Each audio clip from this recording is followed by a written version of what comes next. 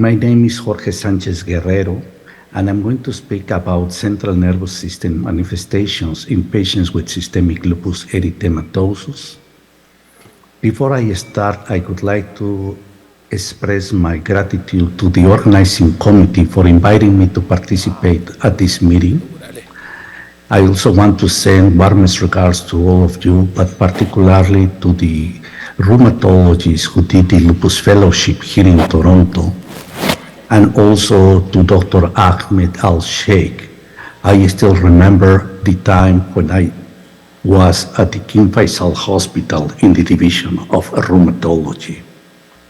These are my disclosure. Nothing is relevant for this presentation. These are the references in case someone is interested in reading more about this topic. The figures that I will be presenting are from the first article. During the next 20 minutes or so, I'm going to discuss the approach of patients with lupus and CNS manifestations, highlighting the relevance of attribution. I'm going to discuss the pathogenesis of these manifestations, as well as their treatment. In 1999, the American College of Rheumatology published the nomenclature for neuropsychiatric lupus syndrome. It included in the central nervous system 12 different manifestations. The 4 of them are similar to the general population as they are mild, and most of the time is not due to lupus erythematosus. The other 8 manifestations are much more severe manifestations, and most of the time they are due to lupus erythematosus. I will focus on this last manifestation during my presentation. After the publication of this nomenclature, 2 other manifestations were identified associated with lupus erythematosus. Today, I'm not going to discuss these 2 syndromes. Neuropsychiatric manifestations are heterogeneous. As such, they have different pathogenic mechanisms. The bad news is that there is no gold standard for the diagnosis, and this is the major challenge. Neuropsychiatric manifestations are manifestations that happen early during the evolution of lupus erythematosus. Most of them happen within the first year of lupus onset, and almost all of them within the first 5 years of the disease. This is a major cause of morbidity and mortality, and so the diagnosis and the treatment represent a major challenge. In the SLE cohort, a cohort of over 1,800 patients with lupus of recent onset, 32 academic centers participated across 11 countries. Here, you may see the distribution of the population according to the ethnicity. Among all these patients, almost 50% developed a neuropsychiatric manifestations during the 10 years of follow-up. Half of the patients with neuropsychiatric manifestations had a single event, and the other half 2 or more. Of the 1,627 neuropsychiatric events observed in this population, between 17 and 31% were attributed to lupus erythematosus. So, most of the neuropsychiatric manifestations presenting lupus erythematosus are not due to lupus activity. However, this is a tricky estimate that I will explain later.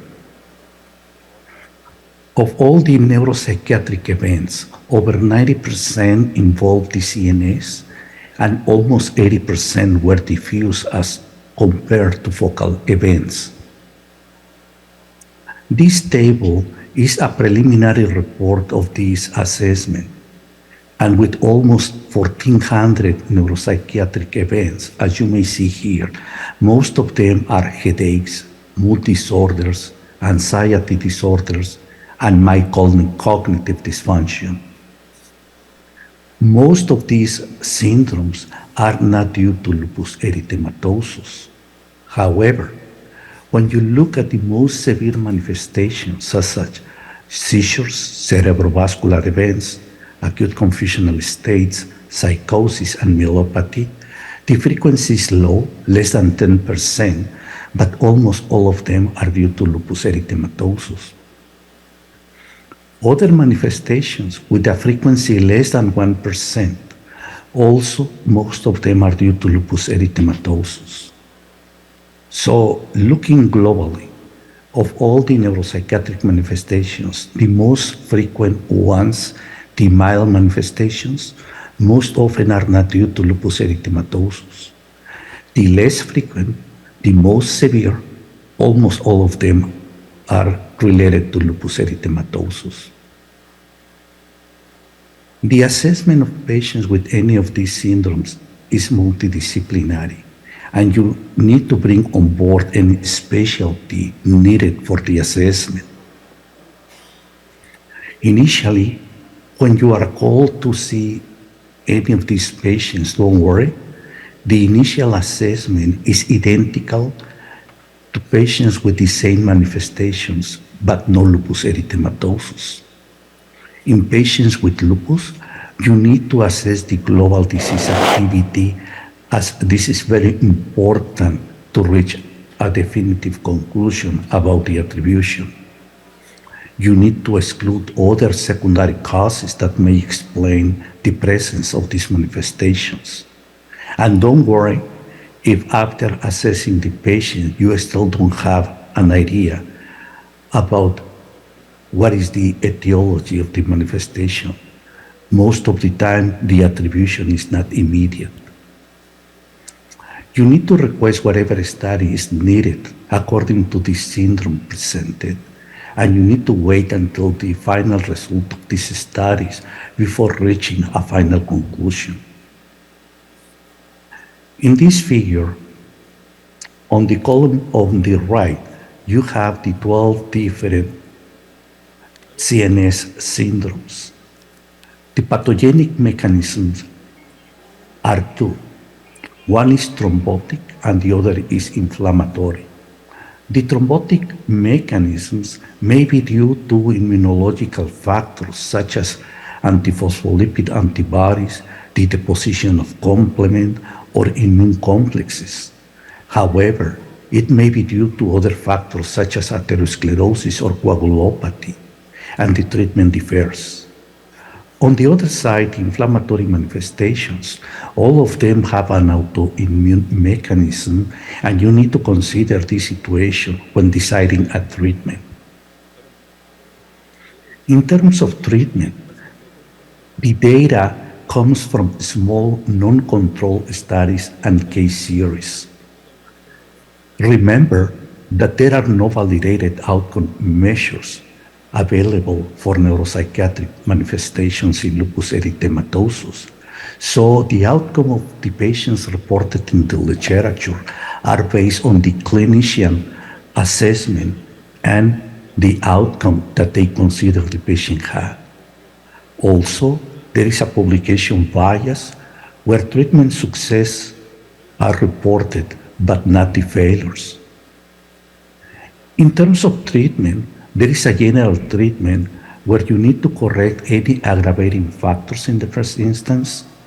Patients with symptoms such as depression or seizures require treatment symptomatically. Patients may receive a specific treatment according to the pathogenic mechanism in case of thrombosis with anticoagulation and antiplatelets, and in case of inflammation with steroids and immunosuppressants. In patients with severe refractory manifestations, this is where treatments such as rituximab, plasma exchange, or IV immunoglobulin has a role. Treatment is usually with IV methylprednisolone during 3 or 5 days. The immunosuppressant of choice initially is IV cyclophosphamide on a monthly basis for 6 months. Later on, when the patient is stable and reach a response, a clinical response, you may switch to other immunosuppressants such as mycophenolate mofetil or azathioprine. The use of rituximab with any type of dosing is useful for refractory cases. These are patients who fail to establish therapies. In the literature, the clinical response reported is very high. However, you need to consider the publication bias. After stopping the treatment, the relapse rate varies, but the good news is that the retreatment with rituximab is successful. Other medications, such as belimumab, have not been tested in these manifestations. In post-hoc analysis of the initial clinical trials, patients with only mild manifestations were included. So there's no conclusive evidence about the utility of belimumab in these manifestations yet. Other treatments, such as therapeutic plasma exchange and intravenous immunoglobulin, is for selective refractory cases. Also, autologous stem cell transplant. When you are called to see a patient with lupus erythematosus and suspicion of neuropsychiatric lupus, you need to do a multidisciplinary evaluation in the first step.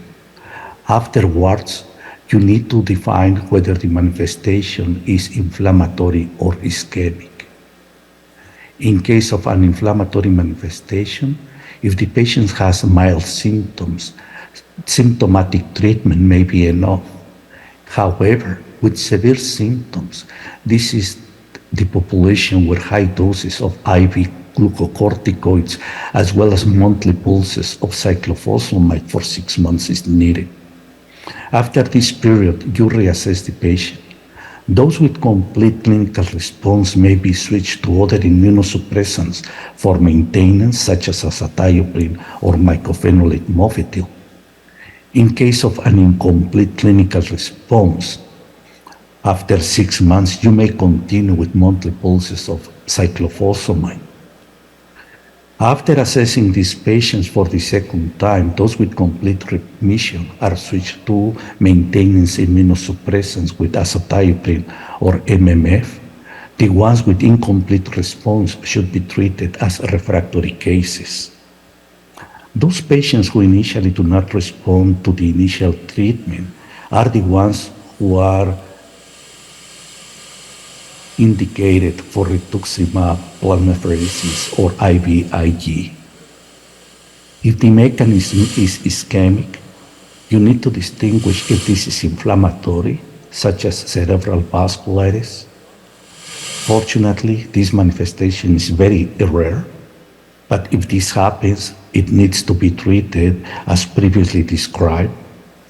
In case that this is atherothrombotic, you need to assess whether this is due to atherosclerosis. In such a case, the control of cardiovascular risk factors is mandatory. If there is an immunological mechanism, and particularly when antiphospholipid antibodies are involved, you need to decide about using low-dose aspirin or long-term anticoagulation. In conclusion, and my recommendations is that these are heterogeneous manifestations with different mechanisms of pathogenesis. Most of the cases occur early within the first year of the disease. In general, only 1/3 of the neuropsychiatric manifestations are due to lupus erythematosus, but in particular, this varies according to each syndrome. Multidisciplinary assessment is mandatory for each of these patients. The initial assessment is focused on the clinical manifestation independently of having or not a lupus diagnosis. Remember that the attribution is not immediate and usually takes time before reaching a final conclusion. In terms of the treatment, the use of steroids and immunosuppressants is only when indicated, and other treatments such as symptomatic therapy Aspirin and anticoagulation has a specific role. Finally, when you assess these patients, you need to be aware of your limitations.